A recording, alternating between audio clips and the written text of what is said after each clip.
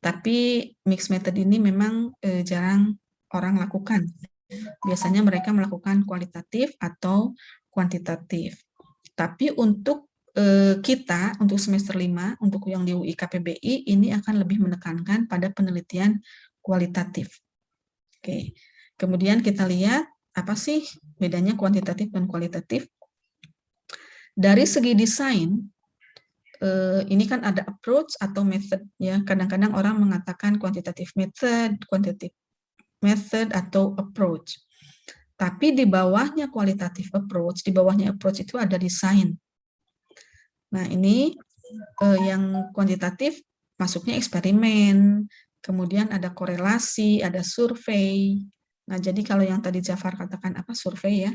Nah, ini masuk ke kategori kuantitatif. Jadi misalkan kita survei dari diri seluruh mahasiswa di Indonesia, ini pendapatnya mengenai online dan offline. Mengenai online learning bagaimana? Kita bikin kuesioner misalkan. Kita sebar ke seluruh Indonesia, kemudian itu biasanya kan jawabannya ya, tidak, gitu ya. Setuju tidak? Ya, setuju tidak? Tidak. Nah, itu jawabannya berupa ya, tidak. Kemudian kita olah ini yang survei ini, ya. Kemudian baru mendapat misalkan perhitungan-perhitungan secara statistik dan sebagainya. Nah, maka itu masuk kuantitatif. Nah, oleh karena itu kuantitatif ini sifatnya pembuktian saja, predetermined. Jadi hasilnya itu sudah kelihatan. Kalau kuantitatif, oh ini pasti hasilnya ya, oh ini mah pasti hasilnya tidak. Ada dua kemungkinan begitu. Kalau kuantitatif, atau apakah metode ini baik, apakah metode ini tidak baik, misalkan gitu. Sudah ditentukan nih, kita tinggal membuktikan saja, oh metode ini ternyata baik, oh metode ini tidak baik, itu eksperimen. Ya, kita uji cobakan suatu metode apakah baik atau tidak. Itu kan sudah ada di dalam kepala kita bahwa oh ini mah pasti baik, oh ini mah tidak baik. Gitu. Itu untuk kuantitatif. Makanya ada namanya hipotesis. Namun kalau di kualitatif, nah kualitatif ini jenis-jenisnya ada naratif, ada case study, ya, fenomenologi, photo voice dan sebagainya. Kemudian di dalam kualitatif itu image, ya. Jadi kalau di dalam kuanti itu predetermined, oh sudah ditentukan nih baik atau tidak, dan sifatnya pembuktian kalau kuantitatif. Tapi kalau kualitatif bukan pembuktian, tapi mau mengembangkan suatu metode, bukan mengembangkan suatu metode, mengembangkan suatu kasus. Ya, ada misalkan ada permasalahan tadi, kesulitan siswa dalam speaking, penguasaan kemampuan speaking. Kita kan tidak bisa mengatakan, oh ini sulit, oh ini tidak. Kalau di dalam kualitatif tidak seperti itu, tapi dia lebih dalam lagi. Misalkan, apa yang menyebabkan kesulitannya, kemudian bagaimana siswa cope with, how do the students cope with the problems. Kemudian masalahnya apa saja, apakah dari segi gurunya, dari segi metodologinya, dari segi materinya. Nah, itu kan tidak bisa dikatakan iya tidak kalau kualitatif. Tapi itu mengalir data-data itu berdasarkan penemuan yang ada di lapangan. Karena tidak ditentukan itu tadi. Dan karena question atau alat pengumpul datanya bersifat open end. Ya, kenapa Neng? Ibu, PowerPoint-nya belum kebuka, Bu. Ah, masa? Iya. Iya, Bu. Baru screen-nya ya aja. ampun, kenapa why don't you? Maksudnya nggak enak motongnya aja gitu. Tidak apa-apa. Jadi yang kelihatan apa? Cuma yang screen kelihatan aja. Dokumen file Ibu. Dokumen filenya Ibu. Yang tadi, Bu. Foldernya aja. Ya ampun. Oke, sorry. Sebentar ya. Nah, ini berarti kan tadi mendengar. Nah, oke. Sekarang sudah kelihatan? Udah kelihatan? Bu. Baru kelihatan. Kelihatan? Alhamdulillah sudah, Bu. Alhamdulillah sudah, Bu. Oke. If you find something inconvenient, just tell me, oke? Oke, Miss. Iya, Ya. Bu. Nah ini, jadi tadi Ibu berbicara kualitatif ini ya, yang di sini kuantitatif, yang di sini kualitatif. Nah, jadi tadi kuantitatif ini predetermined, ya, jadi sudah ditentukan, sudah ada hipotesisnya bahwa ini misalkan baik, atau ini diterima, ini ditolak, ya. Metode ini baik, metode ini tidak tepat, itu. Jadi kalau kuantitatif sudah ada alat ukurnya itu. Tapi kalau kualitatif itu imaging. Jadi tidak bisa kita menentukan misalkan masalah siswa ini bukan berasal masalah siswa ini. Nah, kan agak susah kalau berbicara masalah ya. Kalau masalah itu pasti harus sedetail-detailnya. Pertama, apa sih penyebab masalahnya? Kedua, bagaimana siswa cope with the problem? Kemudian ketiga, unsur-unsur apa atau faktor-faktor apa yang menjadi penyebab masalah. Nah, itu kan tidak bisa ditentukan sebelumnya oleh kita. Kita tidak bisa mengira-ngira. Nah, oleh karena itu maka inilah yang namanya kualitatif image. Dan biasanya pertanyaannya juga open-ended. Yang maksudnya open-ended ini terbuka. Misalkan, bagaimana pendapat Anda atau apa masalah Anda mengenai listening? Kenapa Anda mengalami masalah seperti ini? Nah, itu open-ended. Tapi kalau untuk kuantitatif, itu close-ended. Close-ended ini tadi, apakah metode ini baik? Bukan, misalkan begini, apakah pembelajaran online, apakah Anda setuju pembelajaran online? Ya. Apakah Anda setuju pembelajaran offline? Tidak. Nah, ya tidak, itu kan namanya close-ended. Pertanyaannya tertutup. Orang tidak bisa mengeksplor ide-ide mereka. Yaitu di dalam kuantitatif. Karena sudah ditentukan, pasti hasilnya itu ya atau hasilnya tidak. Tapi kalau untuk kualitatif, itu open-ended. Jadi terbuka saja, kita tidak bisa mengira-ngira. Misalkan, bagaimana pendapat Anda tentang ini? Atau apa permasalahan yang Anda hadapi dalam speaking? Apakah gurunya yang kurang memotivasi Anda berbicara, dan sebagainya, dan sebagainya. Nah, itu kan open-ended. Nah, untuk itu, lebih permasalahannya itu lebih nanti image sendiri, muncul sendiri. Gitu. Dan yang paling penting tadi, untuk kuantitatif itu memang bersifat statistical analysis. Jadi dianalisisnya secara statistik menggunakan rumus-rumus formula ya, menggunakan formula Pearson, menggunakan formula t-test dan sebagainya, statistik analisis. Tapi kalau untuk kualitatif, dianalisisnya itu boleh saja ada tabel, itu tidak apa-apa. Tabel sedikit gitu kan. Kemudian bar sedikit, tapi tetap yang menjadikan utamanya adalah teks ya. Jadi kata-kata teks ya. Teksnya berupa teks, kemudian ada image analisisnya itu. Jadi dianalisisnya tidak secara non-numerik, ya, tidak ada rumus dan sebagainya, bukan t-test, bukan pembuktian yang dibuktikan dengan rumus-rumus, itu tidak ada di dalam kualitatif, hanya ada di dalam kuantitatif. Begitu. Kemudian kuantitatif itu sifatnya objektif. Ya, ini objektif. Objektif itu sudah pasti, sudah tahu kita. Ini ada dua kemungkinan, ada ditolak atau ada ditolak atau diterima, atau ada hubungan atau tidak ada hubungan. Nah, itu kan objektif. Tapi kalau kualitatif itu lebih cenderung subjektif. Tergantung siapa yang kita diajak bicara tadi, tergantung hasil jawabannya itu seperti apa, tergantung juga interpretasi kita. Jadi interpretasi si researcher itu terlibat di kualitatif. Oleh karena itu tadi ada interpretasi. Ya, interpretasi kita juga masuk. Jadi kadang-kadang untuk penelitian kualitatif ini bersifat subjektif karena ini proses oriented. Ya. Jadi kalau untuk kualitatif research pertama itu subjektif. Kenapa subjektif? Karena ada kaitannya juga dengan bahwa penelitian yang dilakukan oleh kualitatif itu proses. Lebih kepada bagaimana proses itu terjadi. Nah, misalkan tadi masalah speaking si siswa.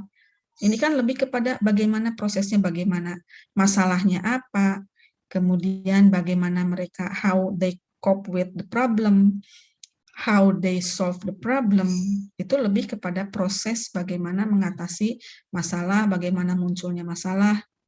Oke, tapi kalau kuantitatif itu lebih kepada outcome, bahwa oh ini ada hubungan antara motivasi dengan kompetensi. Oh, tidak ada hubungan antara kompetensi dengan ini. Atau misalkan metode A diterima atau metode A ditolak. Nah, itu lebih kepada outcome. Kemudian berikutnya kalau kuantitatif dulu. Kalau kuantitatif itu sifatnya general. Jadi bisa di-generalize. Misalkan kita mau mengadakan survei online learning terhadap Jawa Barat. Seluruh mahasiswa di Jawa Barat diberikan kuesioner ya untuk melihat apakah mereka setuju atau tidak terhadap online learning. Nah, maka disebarlah kuesioner ke seluruh perguruan tinggi di Jawa Barat. Nah, kemudian hasilnya sudah ada di Jawa Barat. Nah, nah itu populasi.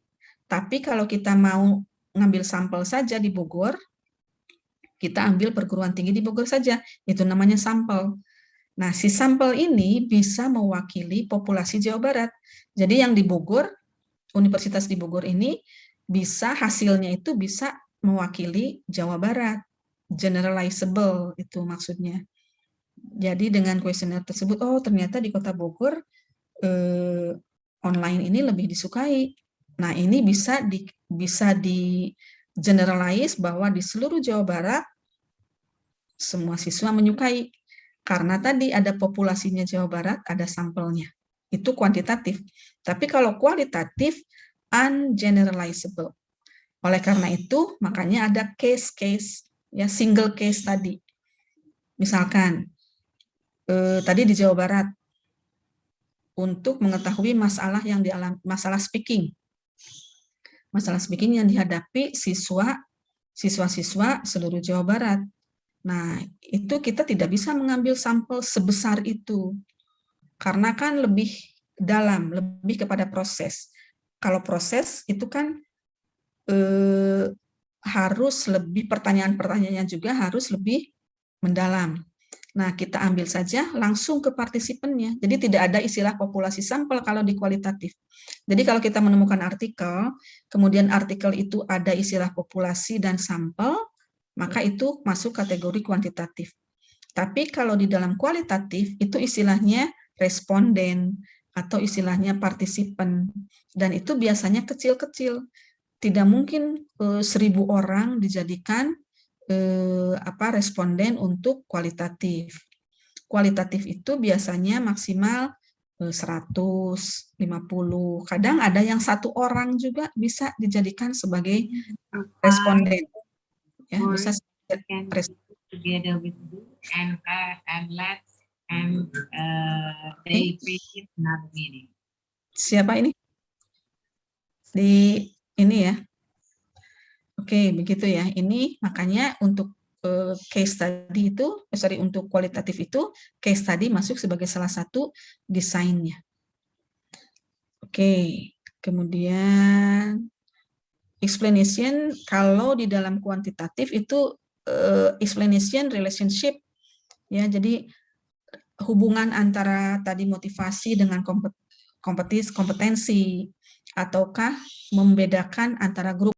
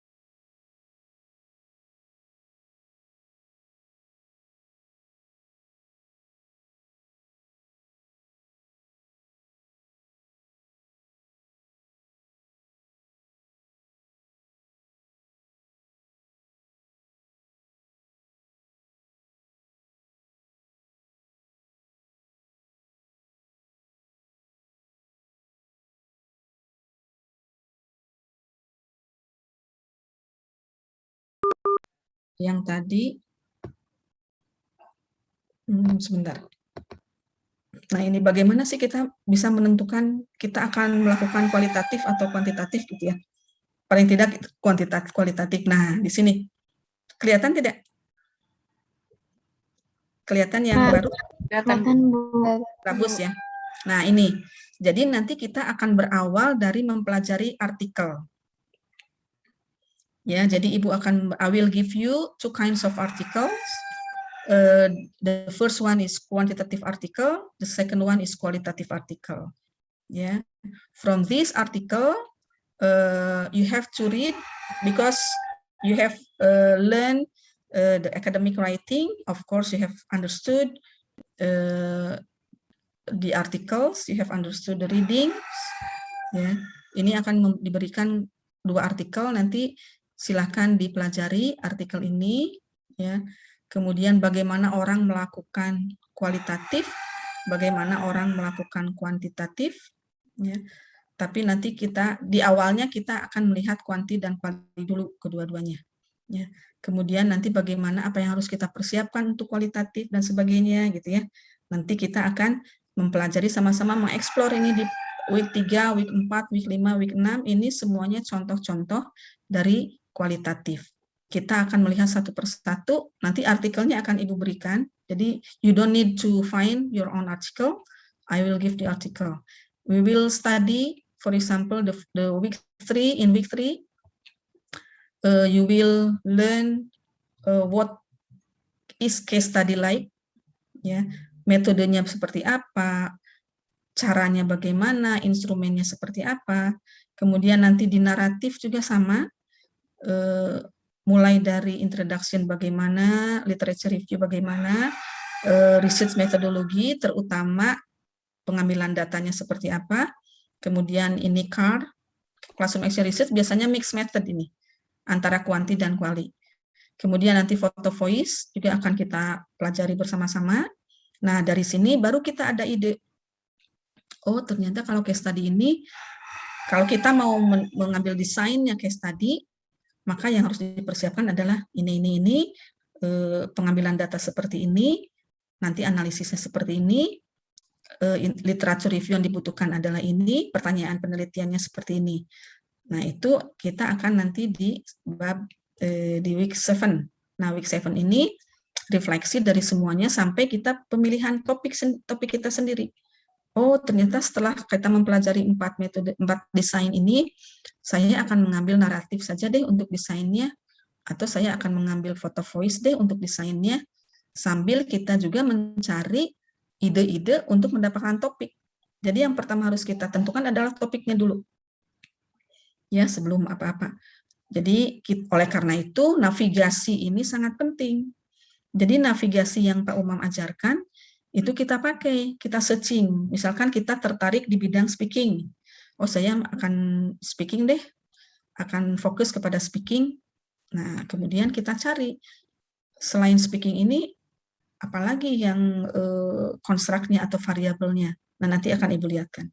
Ya, jadi nanti week 7 pemilihan judul, pemilihan desain, baru kemudian week 9, ini week 9 nanti kita akan memantapkan.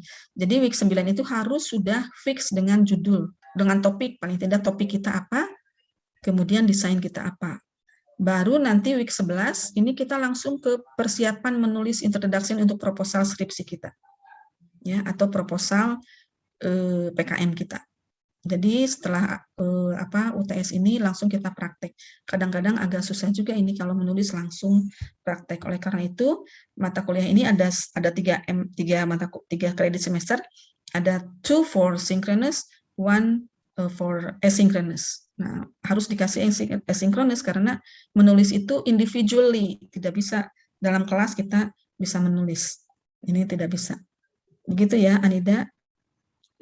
Jadi begitu, nanti kita sama-sama untuk mengawalinya akan mulai belajar dari artikel. Untuk menganalisis artikel dulu. Baru kita, oh ada ide, oh begini. Any more question? May mau nanya. Oke. Silakan, Tasya. Jadi nanti produk dari matkul ini buat buat skripsi ya, Miss? Mem. Ya, yang pertama buat skripsi, kemudian yang kedua untuk membuat proposal PKM. Ya, karena sama sebetulnya apa yang ada di introduction, PKM juga ada 3 sampai research methodology. Tapi kalau if one of you is interested in continuing this until an article, ya sampai kepada artikel, penulisan artikel, publish artikel, itu lebih baik, ya, lebih baik, lebih disarankan. Tapi kadang-kadang agak susah kalau kita mau menulis dengan benar untuk skripsi, itu di literature review aja agak susah. Kadang introduction juga berapa minggu. Gitu. Tapi kalau kita sudah gampang menulisnya, sebentar-sebentar introduction, sebentar misalkan, baru kita, oh mem saya mau melanjutkan nih, mau mengambil data, nah silakan ambil data. Mem saya mau langsung analisis nih data, boleh. Mem saya mau menulis artikel penuh saja, mulai dari introduction sampai findings, itu lebih bagus, begitu. Jadi ada yang diwajibkan, kalau diwajibkan itu sampai menulis proposal, apakah itu untuk skripsi atau PKM, itu wajib. Tapi untuk tambahannya, kalau ada yang berminat untuk menghasilkan artikel, itu lebih bagus. Begitu, Tasya. Tasya, bagaimana? Oke. Any more question? Ngeheng kayaknya. Oke. Sudah. Sudah ya, Tasya? Can you get the point? Oke. Nah, ini di week ini nanti ada tasknya. Ada tugasnya, yaitu kita akan melihat artikelnya. Apakah artikel kita menentukan nih, boleh dari apapun, your perception. Ini artikel ini kuanti atau kuali ya? Nah, oke ya. Ibu akan share artikelnya untuk dilihat sebentar di sini. Research methodology. Oke, sebentar ya.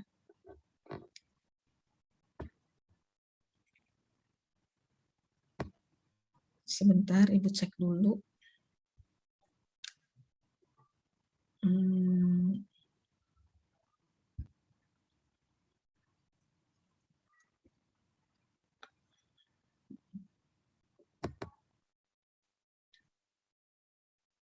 Nah, ini. Ini, atau jangan ini dulu deh. Yang satu lagi deh, sebentar ya. Oke.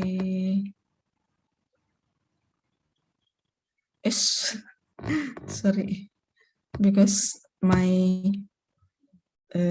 laptop is touchable. Sebentar. Oke. Can you see the screen? Artikel dari jurnal kelihatan? Not yet, Miss. Belum. Yes. Belum kelihatan? Oke. Sebentar ya.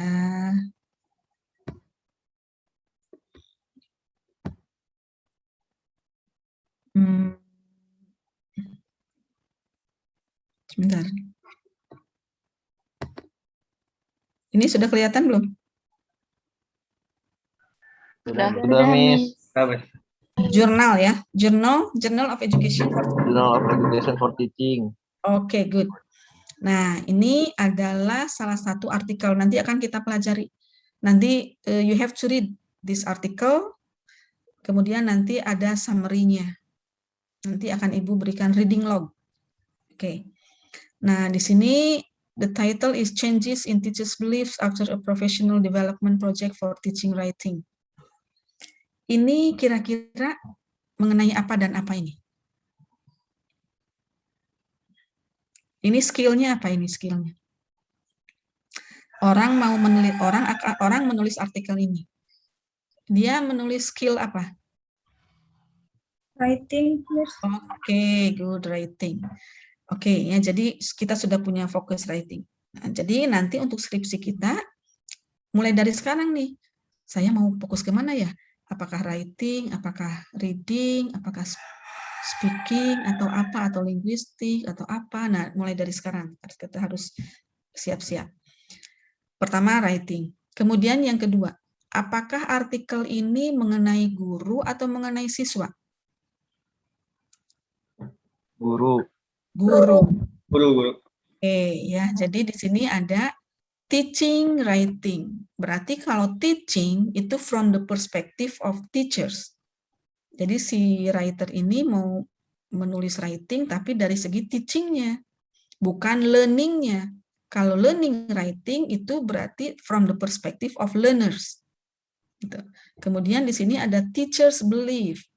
Oke, berarti mengenai teachers juga, ya, belief about teachers. Selain dari teaching, writing, kemudian variabel apa lagi atau construct apa lagi yang ada di artikel ini? Ada apa lagi yang mau ditelitinya? Ada teachingnya, ada writing-nya, ada teachers, ada apa lagi? Chinese. Case. Oke, cases ya, ini berarti case study ya. Kalau case study, nah otomatis biasanya suka kualitatif ini. Dan partisipannya siapa di sini? Partisipannya Chinese. How many participants? How many respondents? 2. Oke. Kemudian apa lagi? Mengenai apa lagi? Teachers' beliefs. Oke, good. Ya, teachers' beliefs. Ya. Jadi mengenai kepercayaan guru. Bukan kepercayaan, jadi ya belief, ya kepercayaan guru mengenai teaching maksudnya ya. Mengenai belief-nya, bukan mengenai practices-nya, bukan mengenai competence-nya, tapi belief. Kemudian juga ada professional development project. Kemudian juga yang dilihatnya apa di sini? Yaitu changes. Ya, jadi changes in teachers' beliefs after a professional development project for teaching writing. Jadi yang pertama, oh saya mah tertarik writing nih. Oke, ambil writing. Oh, saya akan mengeksplor dari sudut pandang guru. Oh, berarti teaching. Tapi kalau, oh saya mah writing, tapi saya akan mengeksplor dari sudut pandang siswa. Berarti learning, writing. How the learners learn writing. Berarti dari sudut pandang siswa. Kemudian apa lagi? Itu kan teaching, writing itu baru satu konstruk. Nah, yang kedua adalah belief-nya. Belief daripada teachers-nya. Tapi kalau misalkan kita mau learners, berarti learners competence, kompetensi siswanya. Kompetensi siswanya dalam writing bagaimana? Berarti kan sudah ada writing, sudah ada belief, sudah ada teaching atau teachers. Kalau dari segi siswa, ada writing-nya, ada learning-nya, ada competence-nya. Gitu kan ya. Kemudian berikutnya adalah di sini apa yang dilihat dari belief-nya? Yang dilihat adalah changes-nya. Bahwa belief ini berubah. Kapan berubahnya? After a professional development project. Setelah adanya project professional development untuk guru-guru. Gitu. Oh, berarti artikel ini yang pertama adalah kualitatif, cases. Kemudian kita bisa lihat partisipannya 2. Kemudian skill-nya mengenai writing, sudut pandangnya guru. Kemudian apa yang terjadi dengan sudut pandang guru? Yaitu mengenai belief-nya. Apa yang terjadi dengan belief teacher? Yang akan diceritakan adalah changes-nya. Kenapa belief guru bisa change? Karena telah mengikuti professional development project. Gitu. Nah, jadi topik itu harus seperti itu. Ya, jadi ada konstruknya, kemudian ada yang akan dari persepsi siapanya, ya, kemudian apa yang terjadi dengan kemampuan guru itu, dengan belief-nya, bagaimana itu perubahannya terjadi, yaitu setelah professional development. Itu ya. Nah, ini salah satu artikel. Jadi we have to be really careful in reading the topic. We have to try to understand what is the topic about. Oke, ini abstrak seperti biasa ya. Kemudian ada keywords. Nah, kalau di dalam artikel ini itu tidak mulai dengan introduction, tapi mulai dengan the study. Tapi the study ini function as introduction. Kemudian dia langsung ke participants and methods. Jadi di mana dia literature review-nya? Nah, kita baca nanti ya di mana sih artikel seperti ini menyimpan literature review-nya. Kemudian participants and method-nya ada langsung dia ke findings. Nah, jadi kalau kita mau sampai kepada findings, itu berupa kita artikel. Dan artikel itu biasanya lebih bagus apabila dipublish di jurnal-jurnal. Nah, ini findings sampai kepada discussion and conclusion. Ini artikel pendek ini. Ya, ini adalah satu artikel yang nanti akan kalian analisis berdasarkan kriteria tertentu. Nanti Ibu berikan kriterianya. Ini satu kualitatif. Kemudian berikutnya satu lagi adalah yang kuantitatif. Yang kuantitatifnya, nah ini. Sebentar. Kok hilang? Oke. Belum terlihat ya? Belum kelihatan ya? Terlihat tidak? Belum? Bu. Belum, Bu. Oke. The portrait. Nah ini. Ini kelihatan tidak?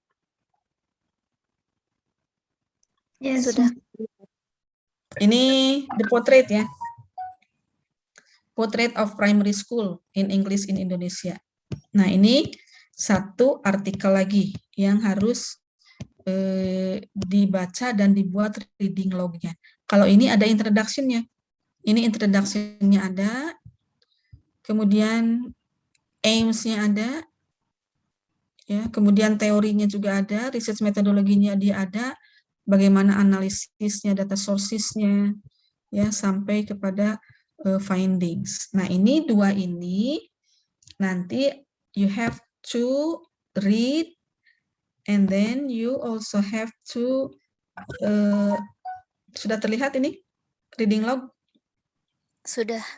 Oke. Jadi dua artikel tadi ya, itu harus dibaca kedua-duanya. Kemudian misalkan nomor 1, nah ini yang tadi yang the portrait atau yang Chinese boleh. Kemudian title-nya apa? Link-nya nanti, link doi, itu harus disantumkan. Kemudian aims-nya dari artikel itu apa? Tulis di sini. Kemudian teorinya apa yang ada di sana? Ditulis. Kemudian metodologi yang dipakai, desainnya apa? Apakah case study, atau eksperimen, atau survei? Ya, data collection-nya bagaimana? Data analisisnya bagaimana? Kemudian di dalam artikel itu konteksnya di mana? Kalau tadi itu Chinese cases, apakah itu di level SMP atau SMA atau UNIF? Ya, di mana? Bagaimana findings dari artikel tersebut? Kemudian future agendanya bagaimana? Ya, atau recommendation-nya bagaimana? Nah, ini jadi for next week you have to present the reading log here based on the 2 articles that I have shown just now.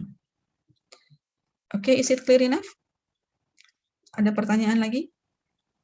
Nanti akan Ibu share artikelnya, 2 artikelnya, kemudian akan Ibu share juga ini reading lognya, kemudian ini kalau ini 3 SKS untuk 1 jam lagi sampai 15.30 ya, ini bisa dipakai asynchronous, bisa langsung Anda kerjakan untuk membaca artikel yang tadi, kemudian untuk langsung mengisikan di reading log, kemudian minggu depan kita akan, you have to present one by one, karena kita 3 SKS ini lama lumayan, jadi semuanya bisa mempresentasikan hasil dari bacaan yang you have read.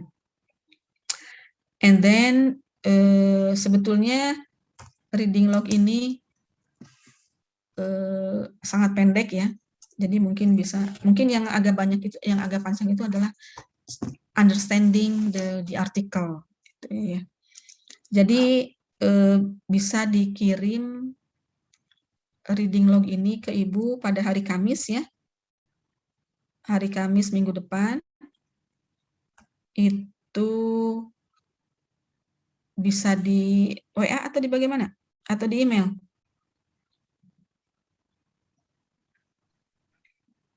Mau di WA atau di email? Hasil reading lognya. You have to report. Di WhatsApp aja gimana? Di WA. Oke. Ada ya. Tapi don't forget to write your name. Ya, jadi nama-namanya harus ada di situ. Oke, ya. Jadi silakan yang 30 menit 45 menit mungkin ya. 45 menit setelah ini bisa dipakai untuk membaca artikel, kemudian mengisikannya. Kalau misalkan hanya selesai satu artikel tidak apa-apa, bisa dilanjut minggu depan, bisa dilanjut hari apa, tapi untuk keseluruhan hasilnya hari Kamis harus sudah ada di grup WA. Untuk hari Jumatnya nanti kita bisa lihat sama-sama. Oke, any question so far? Ibu, Ya, nanti format reading log-nya Ibu kasih atau gimana ya? ya, Ibu kasih. Nanti I will send you 4 ya. In WA ya, I will share 4 kinds of file. The first one is the article, 2 articles. The third one is the reading log, and the fourth one is the materials from my PPT. Oke. Oke, Fatimah Zahra. Itu ya. Oke. Any more questions? Maksudnya foto research agenda itu apa, Bu? Yang recommendation. Mana? Oh, ini future research. Nah, jadi di artikel itu biasanya di bawah itu suka ada future research. Jadi apakah ada tidak rekomendasi untuk peneliti yang akan datang? Ya, untuk peneliti siapapun yang akan meneliti yang terinspirasi oleh penelitian ini, nah, cari future research-nya apa di situ, atau rekomendasinya. Jadi rekomendasi dari penelitian ini apa, begitu ya, future research agenda. Any more? No more? Oke, ini tadi siapa tuh kepala kelasnya, ketua kelasnya siapa? Alwan, Miss. Alwan, Miss. Alwan ya. Ini Alwan, bagaimana caranya supaya semua yang hadir di sini terekam? Ini untuk absensi karena kan di penilaian juga ada absensi. Saya screenshot aja atau bagaimana, Miss? Di screenshot ya. Oke, atau di gini aja deh. Oke.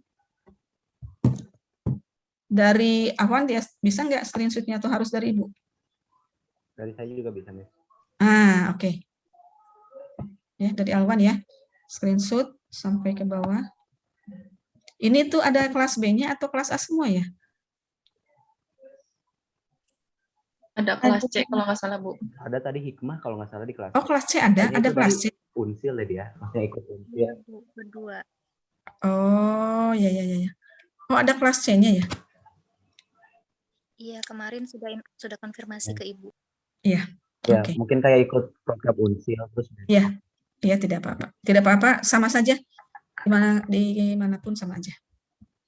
Oke, ya, I think that's all for today's session. Ini sudah azan. I will send the materials through WA, through group WA, and I'm waiting for the reading log on Thursday in WA also. Okay, so thank you very much. It's nice to see you. I hope we can learn together. You can learn something from me. I also can learn something from you. So, Assalamualaikum warahmatullahi wabarakatuh. Waalaikumsalam warahmatullahi wabarakatuh.